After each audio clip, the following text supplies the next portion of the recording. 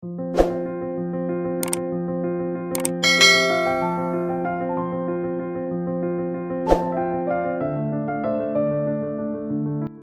армия! Плохие новости. Одно предложение, один прямой эфир. И внезапно все изменилось.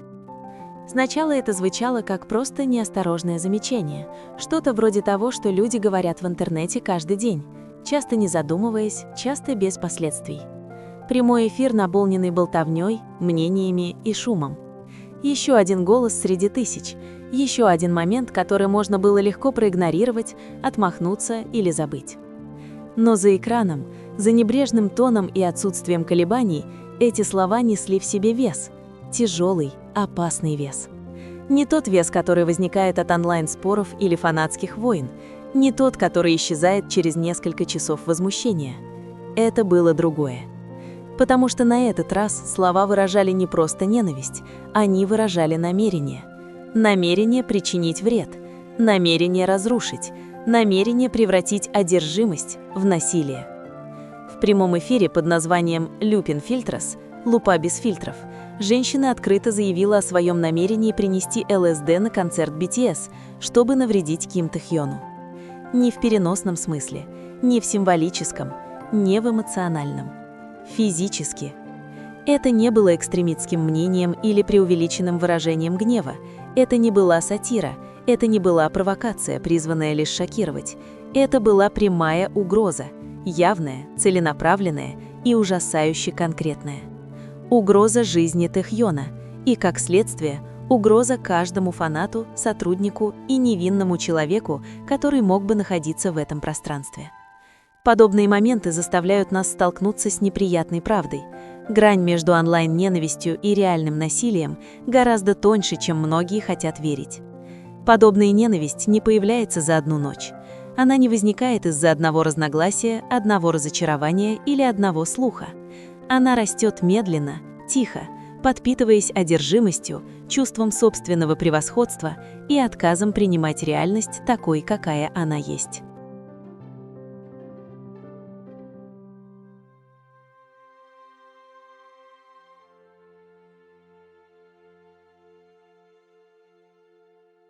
Эта ненависть рождается из отрицания автономии Тхёна, отрицания его права на свободное существование и отрицания подлинной связи, которую он разделяет с Чон Чонгуком, одним из участников BTS. Для некоторых присутствие Тхёна стало неудобством, для других – угрозой, а для немногих опасных – врагом. Тхён этого не заслуживает. Он никогда не требовал преданности. Он никогда не навязывал свои взгляды, он никогда не пытался контролировать то, как люди его воспринимают. С самого начала он просто существовал как он сам – художник, человек, друг. Он строил подлинные отношения со своими коллегами по группе не на показ, не ради камер, а потому что эти отношения были настоящими. Среди них его связь с Чонгуком всегда выделялась, не потому что она была громкой или показной, а потому что она была постоянной. Особенно Чонгук, который был рядом с ним с самых первых дней. С самого начала их отношений Тхён и Чонгук разделяли нечто, не требующее объяснений. Они естественным образом делили пространство, время проходило без усилий, внимание было без обязательств. Им не нужно было демонстрировать свою близость, они жили ею. Чонгук инстинктивно искал Тхёна, его взгляд находил его даже в людных местах. Его тело тянулось к нему без осознанного осмысления. Его забота проявлялась в небольших спонтанных жестах. Взгляд, нежное прикосновение руки, мгновение тихого присутствия. Для многих фанатов эта связь была утешительной, знакомой, достойной восхищения. Но восхищение, смешанное с собственничеством, может перерасти в обиду. А для некоторых эта обида стала опасной. Женщина, которая угрожала, не была чужда скандалам. Ее история выявила модели фиксации, враждебности и эскалации. Ранее она подала жалобу послу Кореи в Мексике, ложно обвинив Тхёна в неправомерном поведении, но на этом она не остановилась. Она сфальсифицировала доказательства, она исказила факты, она обвинила его в подстрекательстве к травле других участников BTS.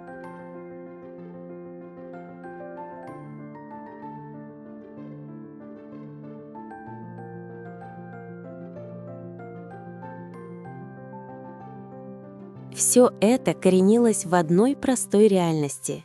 Тэхён существовал. И он общался с фанатами, свободно, доброжелательно, без злого умысла. Этого было достаточно. Произошедшее перестало быть вопросом предпочтений или предвзятости. Это перестало быть вопросом мнений или разногласий фанатов. Это стало чем-то гораздо более мрачным. Предпочтения превратились в одержимость. Одержимость превратилась в ненависть. Ненависть превратилась в желание причинить физический вред. Здесь необходимо провести черту. Такое мышление не просто нездорово, оно опасно. Его нельзя оправдывать, рационализировать или преуменьшать ни при каких обстоятельствах. И его нельзя игнорировать. Руководство BTS, как и любая ответственная организация, не может игнорировать угрозу подобного рода. Когда слова перерастают в намерения, когда одержимость в насилие, ответ должен быть незамедлительным и серьезным. Потому что безопасность артистов не подлежит обсуждению. Безопасность фанатов не является чем-то второстепенным. И последствия бездействия могут быть необратимыми. В разгар этой бури одно остается неизменным. Отношения между Тэхёном и Чонгуком не пошатнулись, они не разрушились под давлением, они не распались под пристальным вниманием, потому что они никогда не создавались для одобрения. Они не были сфабрикованы, они не были срежиссированы. Это не было представлением. Оно строилось медленно, год за годом, через общий опыт, общее молчание, общий рост. И никакая ненависть не может изменить эту истину. Есть причина, почему некоторые связи трудно объяснить. Не потому, что они не ясны, а потому что они существуют за пределами языка, за пределами ярлыков, за пределами потребностей в подтверждении со стороны кого-либо. Связь между Тэхёном и Чонгуком всегда существовала в этом пространстве. Взгляд Чонгука на Тэхёна не драматичен, он не преувеличен, он не ищет внимания. И все же он безошибочно узнаваем.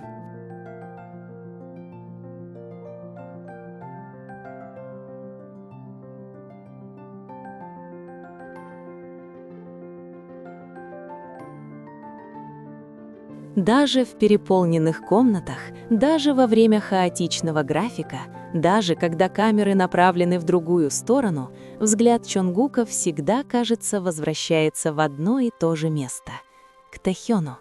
Это спокойный взгляд, уравновешенный, внимательный. Такой взгляд, который не торопится, не бегает по экрану, не колеблется. Словно на мгновение шум затихает, и мир сужается до чего-то управляемого. Словно Тэхён не просто еще одно присутствие, а точка опоры, убежище. Тэхён, в свою очередь, не избегает этого внимания. Он не притворяется, он не преувеличивает свою реакцию. Вместо этого он встречает ее тихим признанием, взглядом, задержавшимся на секунду дольше, едва заметным приближением, мягкой улыбкой, которая появляется прежде, чем он успевает ее осознать. Так говорит их связь. Не громко, не настойчиво, но постоянно. Она проявляется через повторение, через закономерности, которые формируются естественным образом с течением времени. Простые жесты, которые возвращаются снова и снова не потому, что они запланированы, а потому, что они знакомы. Начинают выделяться мелочи. То, как они выбирают сидеть рядом друг с другом, то, как рука Чонгука без колебаний находит спину Тэхёна. То, как Тэхён принимает это прикосновение, словно оно здесь и должно быть. Расстояние исчезает без усилий. Доверие излучается без всяких слов. Эти моменты не требуют интерпретации, они просто существуют, видимые любому, кто готов смотреть без предвзятости. И все же именно эти тихие детали некоторые находят угрожающими, потому что их нельзя контролировать, потому что их нельзя отрицать. Эта связь не зависит от грандиозных жестов, она не нуждается в заявлениях или признаниях, вместо этого она разворачивается через привычки, самый честный язык из всех. Одна такая деталь привлекла внимание многих. Простой момент, когда Тэхён держал ручку. Сама по себе она была незначительной, обыденной, легко было упустить из виду. Но для тех, кто внимательно следил за BTS, она напомнила нечто знакомое – фирменный наряд Чонгука в одном из эпизодов Run BTS. Сходство было тонким, но поразительным, слишком точным, чтобы быть случайным.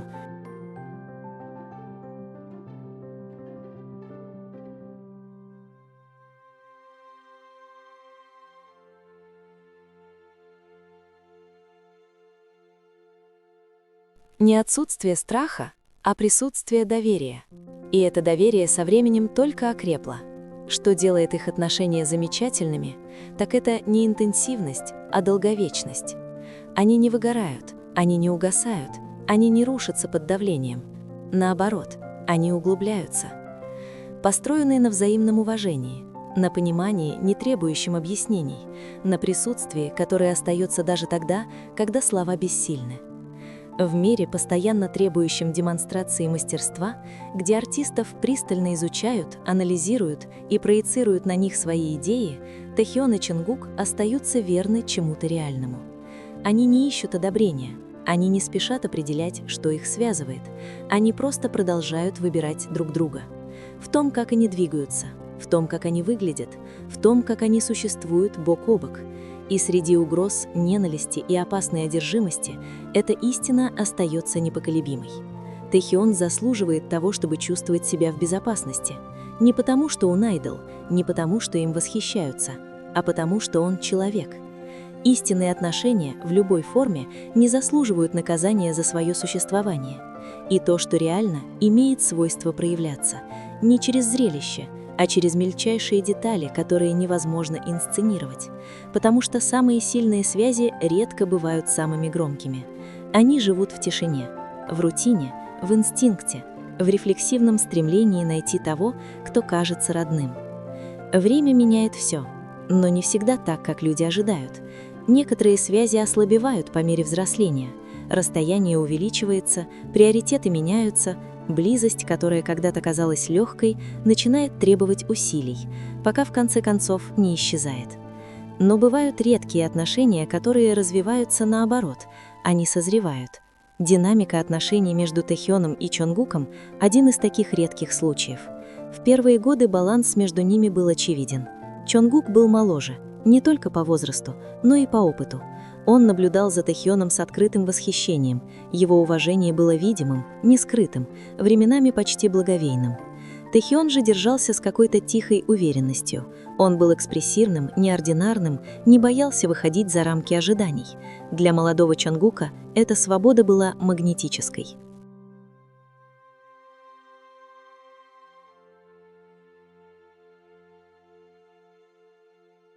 Он учился, наблюдая. Он освоил урок. Быть самим собой не требует разрешения. Тогда восхищение было очевидным. Чонгук инстинктивно следовал за Тэхёном. Он копировал его движения, смеялся над его шутками на мгновение быстрее, держался рядом без колебаний. Но восхищение, если оно здоровое, не загоняет людей в статичные роли. Оно развивается. С возрастом Чонгук изменился. Его голос стал ровнее, его уверенность укрепилась. Мальчик, который когда-то смотрел на других снизу вверх, начал стоять рядом. И Тэхён это заметил. В результате возникла не дистанция, а баланс. Сегодня они встречаются как равные. Не идентичные, не взаимозаменяемые, а гармоничные. Два человека, которые поддерживают друг друга без конкуренции, которые понимают, когда нужно сделать шаг вперед, а когда дать пространство, которые признают сильные стороны друг друга, не чувствуя себя при этом униженными ими. Этот сдвиг незаметен, но очень силен. Он проявляется в том, как они теперь взаимодействуют. Меньше открытого восхищения, больше взаимной опоры, меньше следования за другими, больше совместной работы. Чонгук больше не ищет у Тэхёна только руководства, он ищет у него поддержки, уверенности, присутствия. И Тэхён больше не просто ведет, он слушает, он опирается на него, он позволяет себе получать поддержку. Вот как выглядит зрелость. Тэхён со своей уникальностью и эмоциональной открытостью дал Чонгуку разрешение существовать свободно, исследовать мягкость, уязвимость и самовыражение без страха. Чонгук со своей искренностью и интенсивностью предложил Тэхёну нечто столь же важное – чувство безопасности. Не драматическое, не защита, рожденная контролем, а тихое знание того, что кто-то рядом, постоянно. Они дополняют друг друга, даже когда ничего не говорится. Никаких чрезмерных прикосновений, никаких явных проявлений, нет необходимости демонстрировать близость, просто присутствие. Вот где многие ошибаются. В индустрии, процветающей за счет зрелищности, близость без показухи часто воспринимается неправильно. Спокойствие принимают за отстраненность, тонкость считают пустяком, но настоящая близость не всегда требует видимости.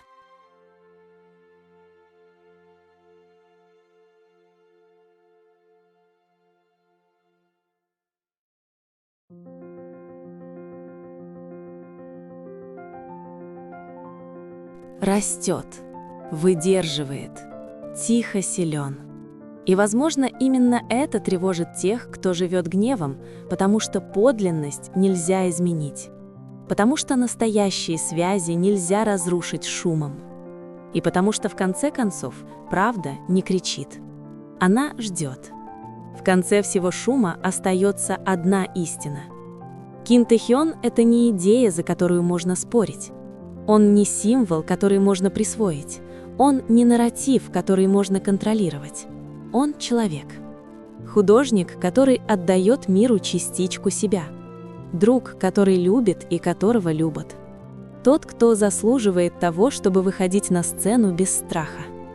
То же самое верно и для Чонгука, чья забота никогда не была игрой, никогда не была представлением, а тихим рефлексом, рожденным годами совместной жизни. То, как он выглядит, как он держится рядом, как он замечает, это не жесты, которым его научили камеры. Это привычки, сформированные доверием. Любовь в любой форме никогда не была преступлением. Связь никогда не была приглашением к насилию. Подлинность никогда не заслуживала наказания. Подобные угрозы – это не просто нападки на одного человека. Это предупреждение. Напоминание о том, как одержимость может стереть эмпатию и как легко забывается человечность, когда люди перестают видеть в других людей. Но даже в такие моменты есть выбор. Мы можем выбрать молчание, или мы можем выбрать защиту. Мы можем выбрать ненависть, или мы можем выбрать сострадание. Мы можем отвернуться, или мы можем остаться свидетелями. Потому что иногда поддержка не звучит громко. Иногда она стоит твердо. Иногда она становится щитом, просто отказываясь принимать жестокость как норму. В мире, слишком часто движимым гневом, самые важные голоса не самые громкие, а те, которые защищают. Продолжайте выбирать эмпатию. Продолжайте выбирать человечность.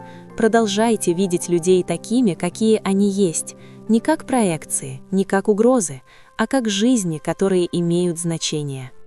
Потому что то, что реально, всегда будет существовать, и любовь, настоящая любовь, всегда найдет способ засиять.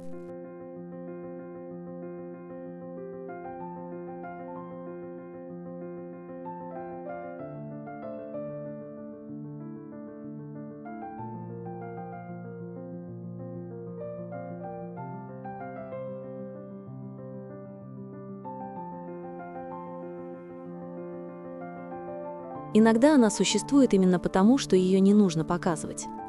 То, что некоторые интерпретируют как провокацию, на самом деле близость. Комфорт, который приходит от многолетнего совместного опыта, как публичного, так и личного. Они выросли под одинаковым давлением, пережили одинаковое пристальное внимание, несли одни и те же ожидания. Такой путь связывает людей так, как посторонние редко понимают. Вот почему угрозы, рожденные одержимостью, особенно опасны. Потому что они не видят людей, только проекции. Угроза в адрес Тэхёна была не просто актом ненависти, это стало результатом отказа принять реальность, отказа признать, что Тэхён не символ, который нужно контролировать, устранять или наказывать. Он человек, художник, друг. человек, имеющий право на безопасность. И опасность не ограничивается им. Когда одержимость перерастает в насилие, она угрожает всем – фанатам, персоналу, случайным прохожим.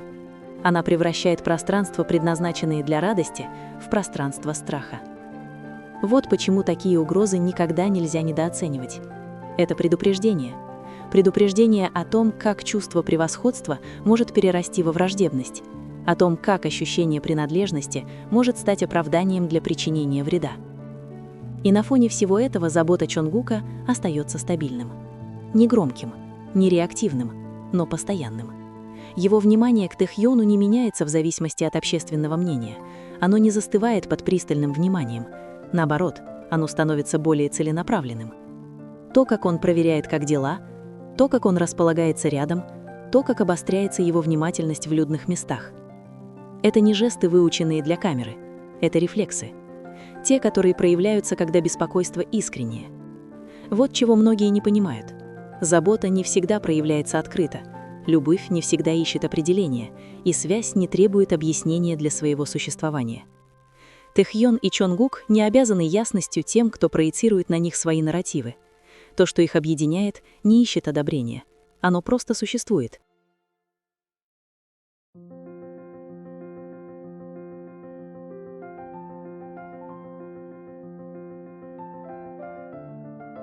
Не потому, что это доказывало что-то окончательное, а потому, что отражало нечто более глубокое – общее влияние. Когда два человека годами растут бок о бок, они неизбежно начинают отражать друг друга. Их жесты смягчаются, становясь похожими. Их привычки переплетаются. Их выражения лиц совпадают без сознательных усилий. Это не подражание, это резонанс. В проекте Тэхьона Type 5 этот резонанс становится еще более очевидным. Проект раскрывает интроспективную, многогранную и глубоко личную сторону Тэхьона. Его взгляд задерживается, его выражения лица непринуждены, его движения обдуманы, но нежны. И снова появляются знакомые отголоски. То, как он поддерживает зрительный контакт, то, как его выражения лица почти незаметно меняются, тихая интенсивность, которая проявляется в моменты тишины. Для давних наблюдателей эти элементы кажутся странно знакомыми, напоминают манеры самого Чонгука, его способ существования в рамках. Они словно отражают друг друга, не как копии, а как дополнение, как два человека, сформированные общим временем. Камеры обладают способностью непреднамеренно запечатлевать правду. Они раскрывают то, что разум забывает скрывать. В непринужденные моменты взгляд Тэхьона, устремленный на Чонгука, задерживается с безошибочной сосредоточенностью. В нем есть любопытство, тепло, что-то неприкрытое. Он пытается незаметно сделать фотографии, маленький, почти застенчивый поступок. И когда его ловят, его смущение искреннее, нефильтрованное, не отрепетированное, не наигранное. Это не моменты, предназначенные для потребления. Это моменты подлинности. Моменты, когда привязанность проявляется естественно, без осознания того, что за тобой наблюдают. Сидя вместе на диване, рука Чонгука лежит на спине Тэхьона. Не собственнически, не драматично. Просто там, неподвижно, знакомо. Тэхьон удобно придвигается ко мне. Его телодвижение расслаблено. Он полон доверия. Нет напряжения, нет колебания. Просто непринужденность. Вот как выглядит безопасность.